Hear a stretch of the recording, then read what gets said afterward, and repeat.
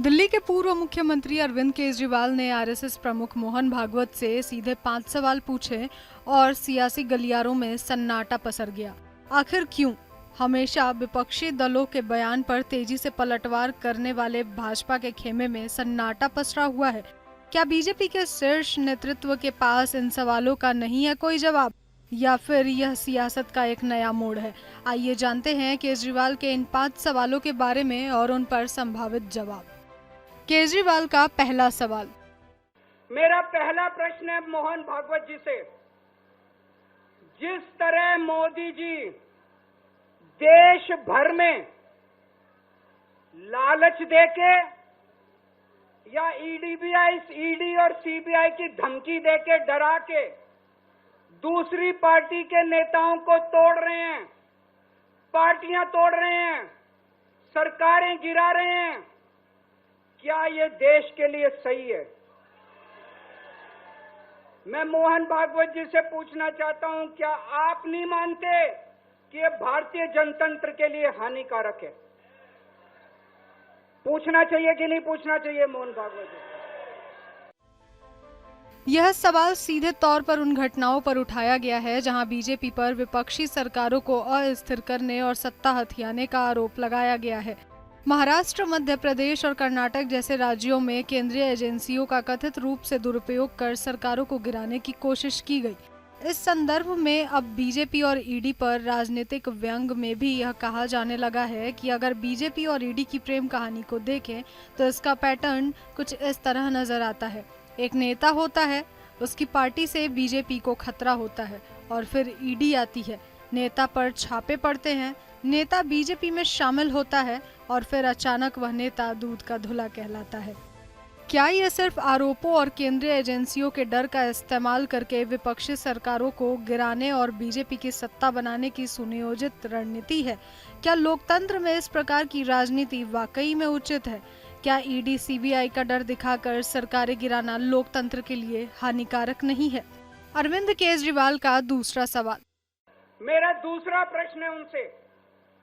देश भर में सबसे भ्रष्टाचारी नेताओं को मोदी जी ने अपनी पार्टी में शामिल करवा लिया। जिन नेताओं को कुछ दिन पहले मोदी जी ने खुद सबसे भ्रष्टाचारी बोला, जिन नेताओं को अमित शाह जी ने खुद भ्रष्टाचारी बोला, कुछ दिन के बाद उनको बीजेपी में शामिल करा लिया। मैं मोहन भागवत जी से पूछना चाहता हूं, क्या इस प्रकार की राजनीति से आप सहमत हो? क्या आपने कभी ऐसी बीजेपी की कल्पना की थी? पूछना चाहिए कि नहीं पूछना चाहिए मोहन भागवत जी से?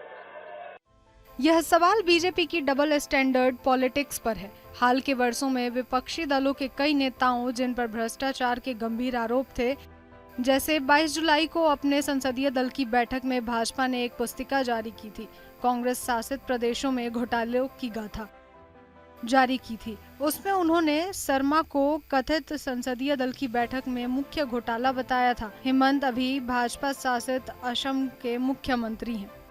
अरविंद केजरीवाल का तीसरा सवाल। मेरा तीसरा प्रश्न है मोहन भागवत जी से।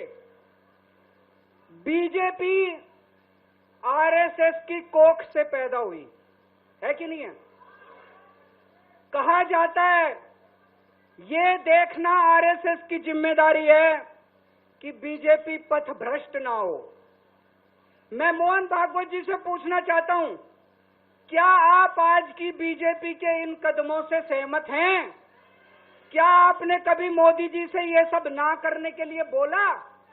मोहन भागवत जी बताएं कि क्या आपने मोदी जी को ये सब गलत हरकतें करने से रोका कभी? पूछना चाहिए नहीं पूछना चाहिए? यह सवाल राष्ट्रीय स्वयंसेवक संघ के प्रमुख मोहन भागवत से है, क्योंकि संघ को भारतीय जनता पार्टी का वैचारिक मार्गदर्शक माना जाता है। संघ हमेशा से सिद्धांतों, अनुशासन और राष्ट्रहित की बात करता रहा है। भ्रष्टाचार के खिलाफ खड़ा होना और राष्ट्र के विकास में सहयोग देना संघ की प्राथमिकता रही है। लेकिन हाल के घटनाक्रम जैसे विपक्षी सरकारों को गिराने के आरोप और संवैधानिक संस्थाओं के कथित दुरुपयोग पर सवाल उठ रहे हैं। अरविंद केजरीवाल का चौथा सवाल। मेरा चौथा प्रश्न है मोहन भागवत जी से। जेपी नड्डा जी ने लोकसभा चुनाव के दौरान उन्होंने कहा कि बीजेपी को अब आरएसएस की जरूरत नहीं है।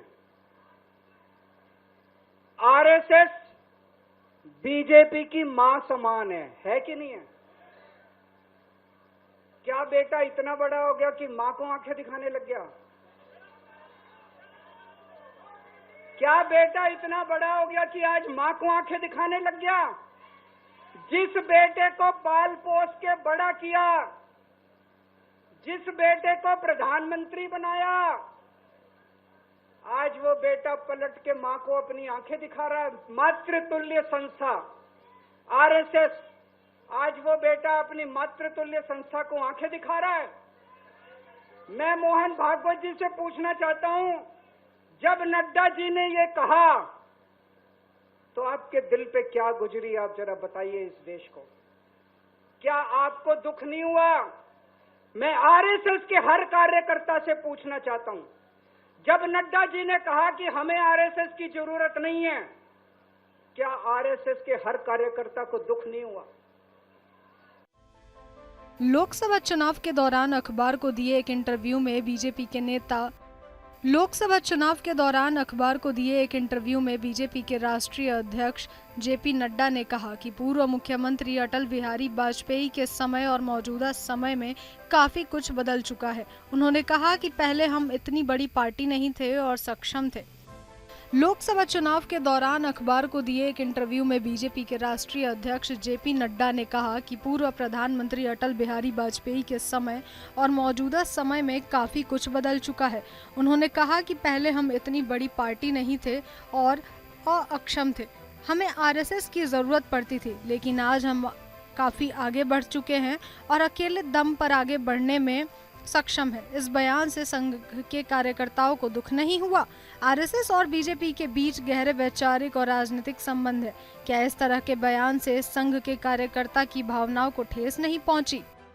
अरविंद केजरीवाल का पांचवा और आखिरी सवाल। मेरा पांचवा प्रश्न मोहन भागवत जी से मैं कहना चाहता हूं, आप ही लोगों ने मिलकर कानून बनाया था कि 75 साल के होने पे कोई भी व्यक्ति रिटायर होगा। इस कानून के तहत आडवाणी जी को रिटायर कर दिया, मुरली मनोहर जी जैसे बड़े बड़े नेताओं को रिटायर कर दिया, बीसी खंडूरी जी को रिटायर कर दिया, कलराज मिश्र को रिटायर कर दिया, शांता कुमार को और पता नहीं कितने लोगों को रिटायर कर दिया। अब अमित शाह जी कह रहे हैं कि ये नियम मोदी जी पे लागू नहीं होगा।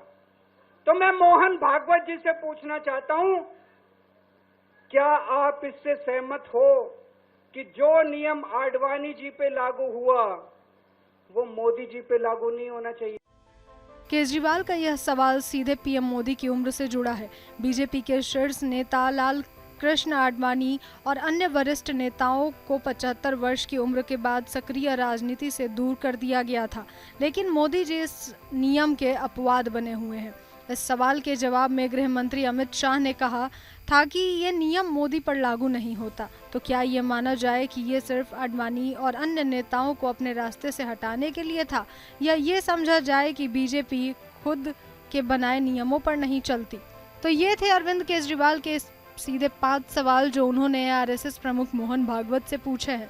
अब देखना यह है कि इन सवालों पर बीजेपी और संघ की ओर से कोई प्रतिक्रिया आती है या फिर इस सियासी मौन का कुछ और ही मतलब है।